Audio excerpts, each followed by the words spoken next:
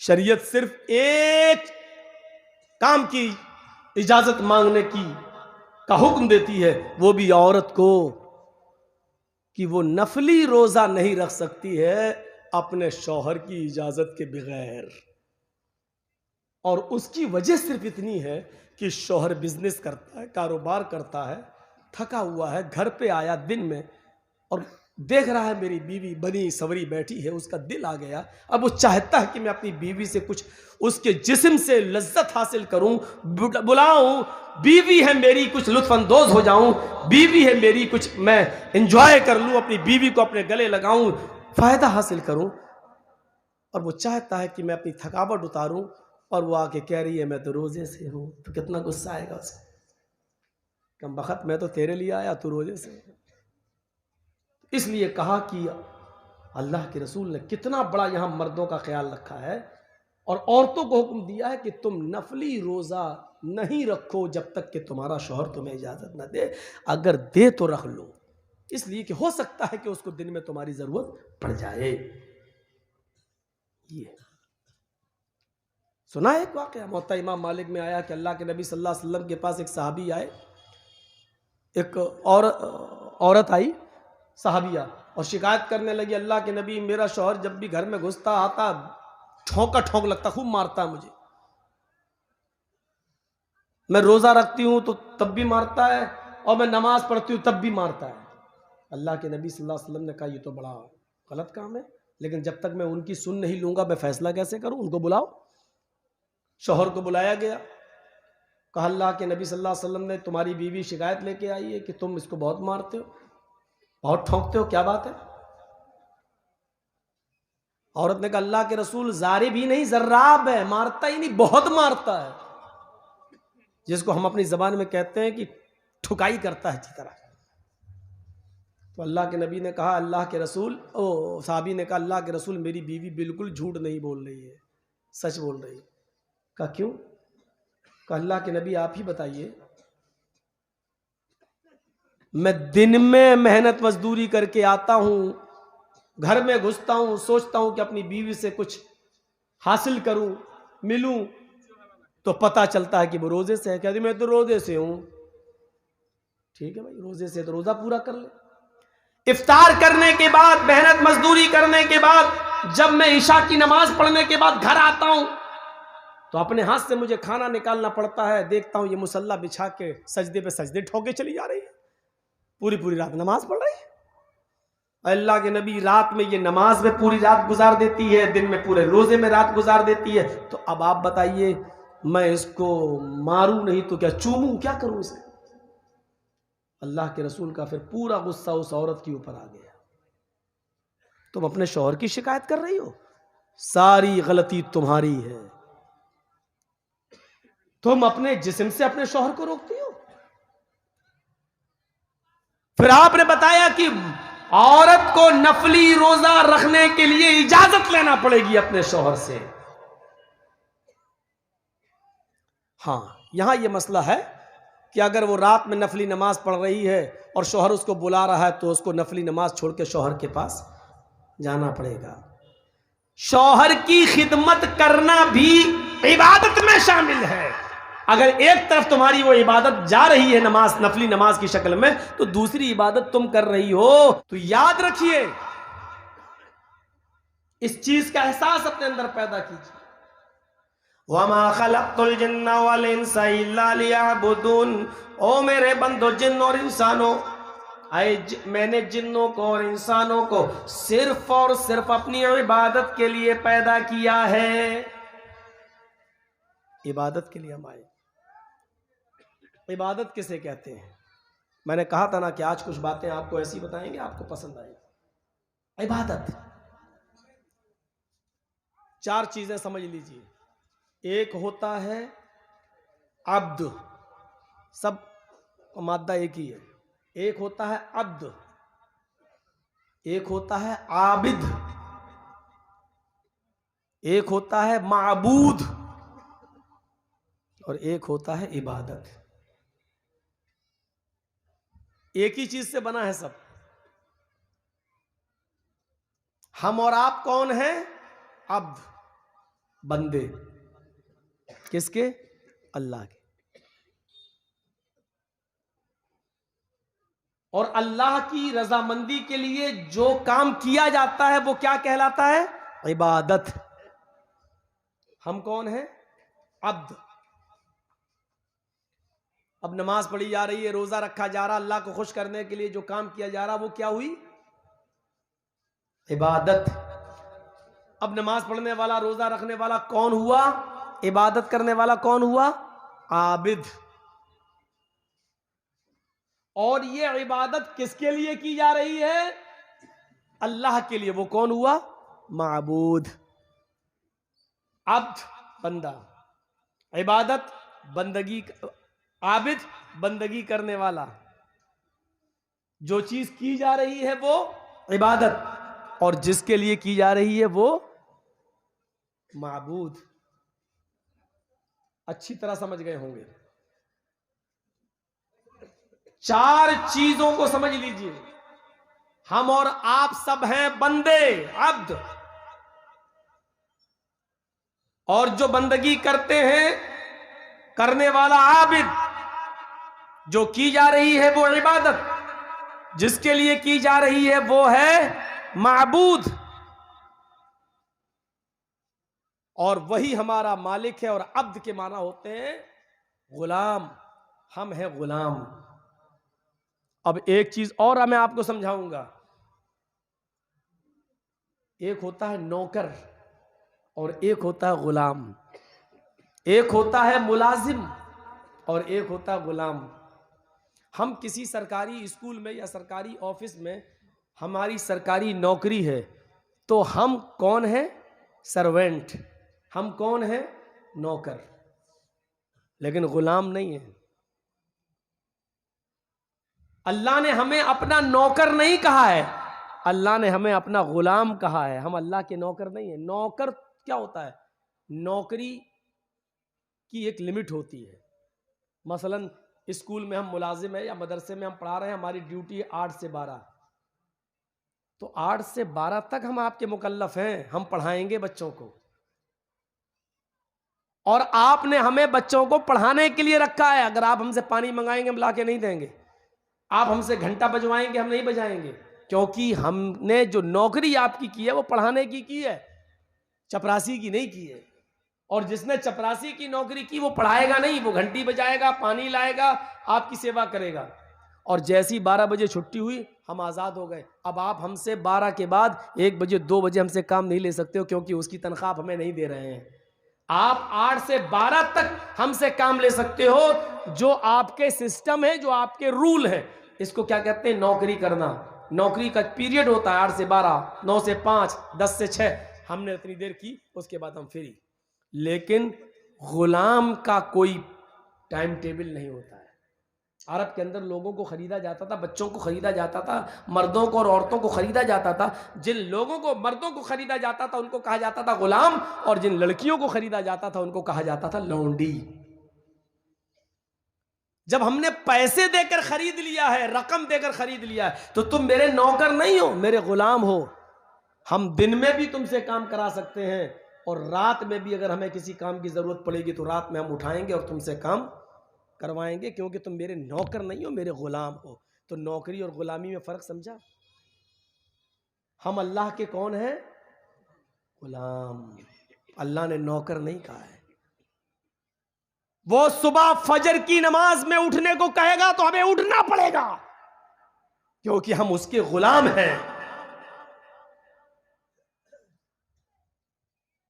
वो आधी रात में एलाए कलिमतुल्लाह के लिए अगर हमें लड़ने की जरूरत पड़ जाए और उसका हुक्म हो कि निकलो मेरी राह में और जिहाद करो, तो हमें आधी रात में भी निकलना पड़ेगा, क्योंकि हम उसके गुलाम हैं। यहां से एक दूसरा नुक्ता मैं बता रहा हूं कि जो लोग फजर में सोते रहते हैं, इशा में सोते रहते हैं, रात में कभी उठकर अल्लाह की इबादत नहीं कर रहे हैं, तो इसका मतलब यह है कि वो अल्लाह रब्बुल आलमीन को अपना मालिक और अपने आप को अल्लाह का गुलाम नहीं समझ रहे हैं।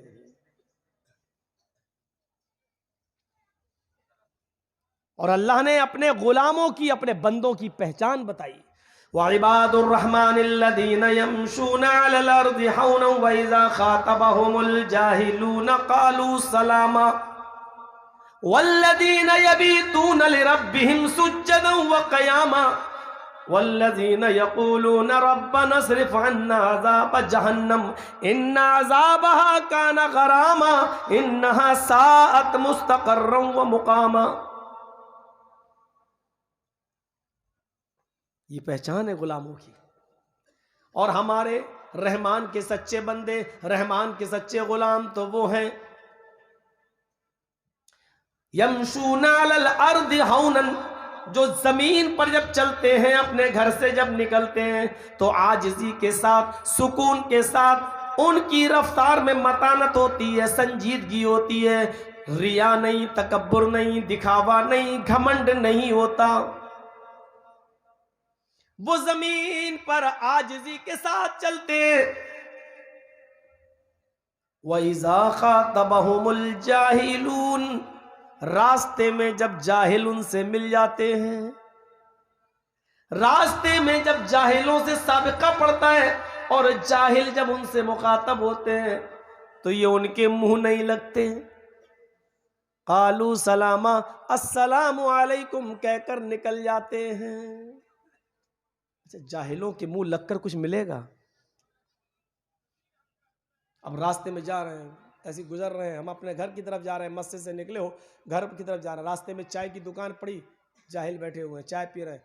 उन्होंने देखा मौलाना जर्जी साहब जा रहे हैं। मौलाना, हाँ जी, इधर आओ। हाँ बेटे, एक मसला बता दो। भाई तेरे बाप का नौकर है वो,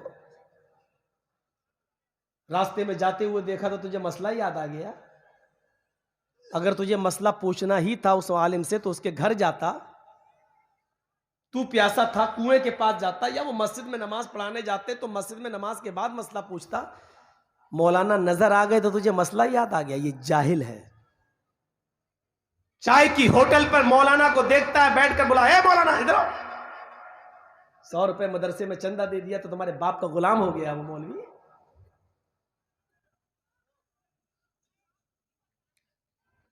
जाहिलों से मुंह, इसीलिए कहा उनके मुंह लगना ही नहीं है। बहस करोगे तुम हार जाओगे, मौलवी जर्जी साहब हार जाओगे तुम, जाहिलों से कोई जीत नहीं पाता है। अब बताओ कि एक मौलाना साहब ने मसला पूछा ऐसी, अच्छा बताओ आसमान में कितने सितारे हैं? तो इसका सीधा साधा जवाब था अनगिनत, बेशुमार, बहुत से, बस ये जवाब था। एक जाहिल बीच में बोल पड़ा कि 5 लाख। अब आप उससे बहस करोगे? अब जर्जी साहब उससे पूछ रहे हैं 5 लाख, सबूत दो, 5 लाख कहां, बताओ कैसे? तो कहता नहीं मानते हो? नहीं हम तो नहीं मानते। तो गिन के आओ, मेरी बात गलत निकले तो फिर हमें गोली मार देना। जाओ गिन के आओ, 5 लाख निकलेंगे। अब कौन बहस करे उससे? अब इसका क्या जवाब है? ये होते हैं जाहिलों की बकवास। तो अल्लाह ताला ने कहा कि बकवास करो ही मत।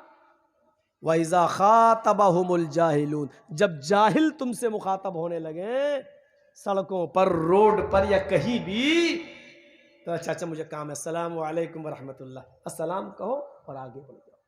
दुआ सलाम में कमी मत करो, वरना ये कहेगा ये मौलवी कैसा सलाम तक नहीं कर रहा है, कितना बड़ा मौलवी बना फिरता, सलाम का जवाब भी नहीं दे रहा। इसलिए कहा कि सलाम कहो, गुजर जाओ। कालू सलामा, और क्या कहा? ये मेरे नेक बंदे हैं, ये मेरे सच्चे बंदे हैं, ये मेरे सच्चे गुलाम हैं। वल्लज़ीना यबीतूना लिरब्बिहिम सुज्जदन व क़ियामा, गुलामी की दूसरी मिसाल। मेरी गुलामी का हक उसी वक्त अदा होगा, तुम्हें मैं अपना गुलाम उसी वक्त मानूंगा जब तुम्हारी रातें, मेरे नेक बंदों की, मेरे सच्चे गुलामों की रातें लंबे लंबे क़याम और लंबे लंबे सजदों में गुजरती हैं। वल्लज़ीना यबीतूना लिरब्बिहिम सुज्जदन व क़ियामा, जिनकी रातें सजदे और क़याम में गुजरती हैं। बात है यबीतो के माना रात गुजारना। वल्लज़ीना यबीतूना लिरब्बिहिम, जो अपने रब के लिए रात गुजारते हैं इस हाल में कि वो सजदे में होते हैं और क़याम में होते हैं, उनकी रातें सजदे और क़याम में गुजरती हैं। जो अल्लाह के नेक बंदे हैं, मुसलमान हैं, वो गुलाम उसी वक्त कहलाएंगे जब उनकी रातें सजदों में और क़याम में, तहज्जुद में, इशा की नमाज में गुजरेंगी, फजर में वो उठेंगे, तहज्जुद की नमाज के पाबंद होंगे, अल्लाह के लिए वो लंबे लंबे क़याम और लंबी लंबी रातें जागेंगे और वो क़याम करेंगे, इबादत करेंगे, लंबी लंबी दुआएं मांगेंगे। दुआ मांगने को किसी ने मना नहीं किया है। दुआ मांगने का सही तरीका यही है कि रात की तारीकी में उठिए, वुजू बनाइए, 2 रकात नफिल नमाज पढ़िए और अपने हाथों को उठाकर मांगिए जितना मांगना हो, जो मांगना हो, जो प्रॉब्लम्स है तुम्हें, जितनी लंबी दुआ मांगना है, जितना रोना है रोइए, गिड़गिड़ाइए। ये है दुआ मांगने का तरीका। ये कोई दुआ है आजकल? इमाम साहब ने कहा सलाम अलैकुम रहमतुल्लाह, सलाम अलैकुम रहमतुल्लाह, सुभान अल्लाह, अल्हम्दुलिल्लाह, आमीन, अल्हम्दुलिल्लाह रब्बिल आलमीन, ला इलाहा इल्लल्लाह मुहम्मद रसूलुल्लाह, ला इलाहा इल्लल्लाह मुहम्मद, हो गई दुआ। और जिस मौलाना ने ऐसा नहीं किया, मस्जिद का मुतवल्ली सेक्रेटरी कहता भाग, दुआ नहीं मांगेगा, तुझे मस्जिद से निकाला जा रहा है। ये दुआ का मजाक है यार। हमारी बेटी जवान है, हमें अच्छा लड़का चाहिए, उसके लिए दुआ मांग रहे, अल्लाह मेरी बेटी के लिए निकाह की आसानी पैदा फरमा दे, अल्लाह दीनदार लड़का था फरमा दे। लेकिन इमाम साहब तो दूसरी दुआ मांग रहे हैं। इमाम साहब कह रहे हैं अल्लाह मेरी बीवी घर छोड़ के भाग गई, मुझे दूसरी नेक बीवी दिलवा दे, और आप कह रहे हैं आमीन। इमाम साहब कह रहे हैं अल्लाह मस्जिद के मुतवल्ली को अच्छी तौफीक दे, आप कह रहे हैं आमीन। इमाम साहब कह रहे हैं अल्लाह मेरी बेटी की शादी करवा दे, मेरी बेटी के लिए रिश्ता, आप कह रहे हैं आमीन। फायदा तो सारा मौलवी को हो रहा है, तुम्हें क्या हो रहा है भाई? वो इमाम साहब अपनी दुआ कर रहे हैं और आप आमीन आमीन कह रहे हैं, फायदा तो उसका, तुमने अपने लिए क्या मांगा उस मौलवी के पीछे? तुम तो आमीन आमीन कह रहे हो, दुआ तो सब वो मांग रहा है, आप पीछे आमीन आमीन कह रहे हो। आपकी अपनी दुआएं कहां गई? आपके भाई को कैंसर हो चुका है, आपका भाई सिलीगुड़ी में इलाज करा रहा है, आपका भाई बॉम्बे टाटा मेमोरियल हॉस्पिटल में एडमिट है, आप उसके लिए दुआ करना चाहते हैं, मौलवी कर ही नहीं रहा है, आप कह रहे हैं आमीन आमीन आमीन। फायदा तो मौलवी का, आपका क्या हो रहा है? दुआ तो वो होती है जो तन्हाई में और अकेले में अपने आप को फकीर बनाकर दाता के सामने, देने वाले के सामने गिड़गिड़ा गिड़गिड़ा कर मांगी जाए और ये तसव्वुर किया जाए कि हमसे बड़ा फकीर कोई नहीं है और उससे बड़ा दानी कोई नहीं है, उससे बड़ा देने वाला, उससे बड़ा हिबा करने वाला, उससे बड़ा नवाजने वाला कोई नहीं है। ये अकीदा होना चाहिए और उसके बाद दुआ करना चाहिए। दुआएं तो ऐसी मांगी गई कि हम सोच नहीं सकते। खौला बिनते सालबा है जिसके शौहर ने जिनसे जिहार कर लिया और अपने ऊपर उनको अपनी मां की तरह हराम कर लिया, अंते अलैया कज़हर उम्मी, आज के बाद तू मुझ पर मेरी मां की पीठ की तरह हो चुकी है, हराम है, आज के बाद मैं तुझे हाथ नहीं लगाऊंगा। जब कोई शख्स अपनी बीवी को ये जुमले बोल दे कि भाग चल हट, आज के बाद मैं तुझे छूऊंगा नहीं, क्या समझती है तू, है मान ली है क्या? क्या समझती है तू अपने आप को? चल भाग, आज के बाद तू मुझ पर हराम है, भाग। अगर ये जुमले बोल दे तो फिर उसको अपनी बीवी बनाने के लिए बहुत पापड़ बेलना पड़ेंगे।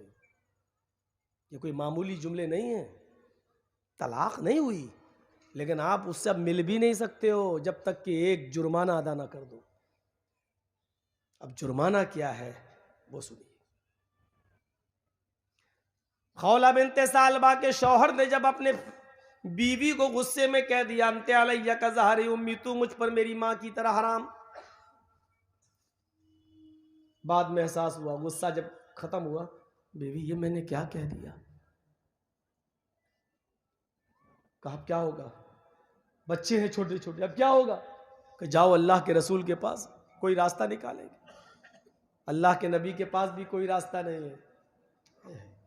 वो लड़ रही है, झगड़ रही है, बहस कर रही है, अरे अल्लाह के रसूल मेरे हस्बैंड ने, मेरे शौहर ने तलाक थोड़ी दी है, मुझे जिहार किया है, कोई रास्ता निकालिए।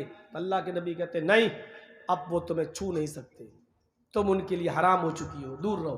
कहा अल्लाह के नबी मेरे बच्चों का क्या होगा?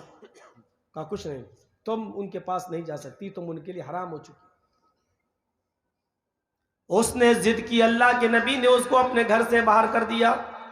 खौला तुम्हारे लिए मेरे पास कोई रास्ता नहीं, सारे रास्ते तुम्हारे लिए बंद हो चुके हैं, अब तुम कभी भी अपने शौहर से नहीं मिल सकती हो, जाओ।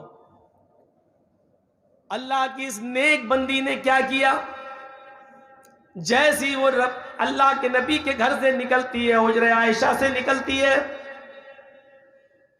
जैसी अल्लाह के नबी के घर से निकलती है, सामने मस्जिद पड़ती है, ये मस्जिद के अंदर दाखिल हो जाती है, उज़ू बनाती है, 2 रकात नफिल नमाज पढ़ती है, और नमाज पढ़ने के बाद फिर ये दुआ करने लगती है, या अय्युहल्लज़ीना आमनुस्तईनु बिस्सब्री वस्सलाह, ईमानो वालो जब तुम्हारे ऊपर कोई मुसीबत आया करे तो सब्र और नमाज के जरिए अल्लाह से मदद मांगा करो। ये जानती थी कुरान की आयत, इसको मालूम था कि जब परेशानी आए और सारे दरवाजे बंद हो जाएं तो सब्र के जरिए और नमाज के जरिए अल्लाह से मदद मांगी जाए, तो क्यों नहीं मस्जिद में जाएं। मस्जिद के अंदर जाती है, वुजू बनाती है, 2 रकात नमाज पढ़ती है, रफा यदैहा इलस्समा, और दोनों हाथों को आसमान की तरफ बुलंद कर लेती है और अल्लाह से दुआ करने लगती है। इलाहुल आलमीन, सारे दरवाजे बंद हो गए तो क्या हुआ, तेरी चौखट तो खुली है, तेरा दरवाजा तो खुला है, तेरा घर तो खुला है। आय अल्लाह, मेरे शौहर ने मुझसे ज़िहार कर लिया, मैं रास्ता निकालने के लिए नबी के पास आई, तेरे नबी की चौखट भी बंद मिली, मुहम्मदुर रसूलुल्लाह के पास भी कोई रास्ता नहीं है, लेकिन आय अल्लाह, मैं मोहम्मद की चौखट से नाउम्मीद होकर आई हूँ, लेकिन उस चौखट पर आई हूँ जिस चौखट के बाद किसी और चौखट पे नहीं जाया जाता है, और यहाँ से खाली हाथ लौटाया भी नहीं जाता है। आए मेरे परवरदिगार, आए मेरे अल्लाह, मेरे और मेरे शौहर के लिए कोई रास्ता निकाल दे, मेरे और मेरे हस्बैंड के लिए कोई रास्ता निकाल दे। कुरान जब वो अल्लाह से फरियाद कर रही थी, कुरान उस बात को रिकॉर्ड करता है, क़द समिअ अल्लाहु क़ौलल्लती तुजादिलुका फ़ी ज़ौजिहा। आए मोहम्मद सल्लल्लाहु अलैहि वसल्लम, अल्लाह ने उस औरत की गुफ्तगू को सुन लिया, उस औरत की दुआ को सुन लिया। तुजादिलुका फ़ी ज़ौजिहा, जो थोड़ी देर पहले आपसे बहस कर रही थी अपने हस्बैंड के बारे में, लड़ रही थी आपसे अपने हस्बैंड के बारे में, वो कह रही थी रास्ता निकालो, आपने उसके लिए कोई रास्ता नहीं निकाला। फिर वो यहाँ से गई और मस्जिद के अंदर चली गई, वह तश्तकी इलल्लाह, और उसने अपनी गुजारिश, अपनी अपील, अपनी रिक्वेस्ट, अपनी गुजारिश उसने अल्लाह के दरबार में पेश की है। देखो, वो अल्लाह से भी फरियाद कर रही है, अल्लाह ने उसकी फरियाद को सुन लिया है, अल्लाह ने उसकी तौबा को कबूल कर लिया है। जानते हो अल्लाह का दरवाजा कौन सा दरवाजा है? जहां मोहम्मद का दरवाजा बंद हो चुका, वहां अल्लाह का दरवाजा खुलता है। तुम पीरों की वलियों की बात कर सकते हो, बहुत आसान है, तुम कह सकते हो इन चौखटों से बेटा और बेटी मिलता, बहुत आसान है, लेकिन खौला को उस चौखट से मिला है जहां मोहम्मद की चौखट भी बंद हो चुकी थी, जहां मोहम्मद रसूलुल्लाह के दरवाजे भी बंद हो चुके थे, जहां रसूलुल्लाह ने भी मना कर दिया था कि मेरे लिए, मेरे पास तेरे लिए कोई रास्ता नहीं है।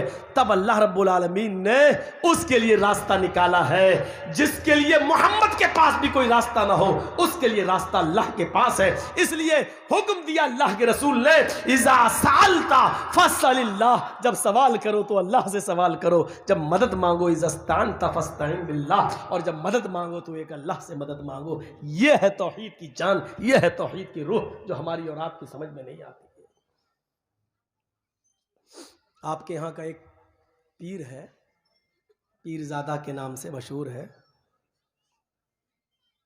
बदकिस्मती से इस वक्त 26 सीटों पे चुनाव भी लड़ रहा है, किस्मत को आजमा भी रहा है। उसका कलेजा देखिए और दिल गुर्दा देखिए कितना बड़ा है कि उसने अपने एक स्टेज पर कितना खराब फतवा दिया है।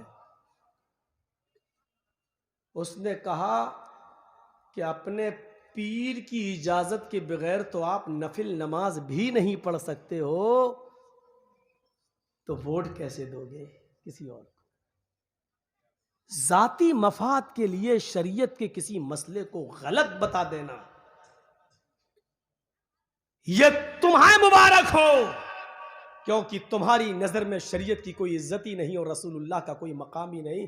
तुम तो स्टेज पर बैठो और जो मुंह से निकाल दो बस वही है, काफी है तुम्हारे लिए। किस हदीस में आया है कि नफिल नमाज पढ़ने के लिए पीर से इजाजत लेना पड़ेगी?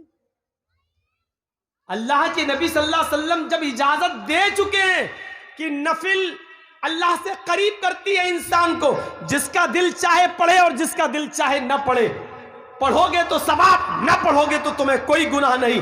जब शरीयत ने एक कानून बना दिया है तो अब तुम इजाजत लोगे?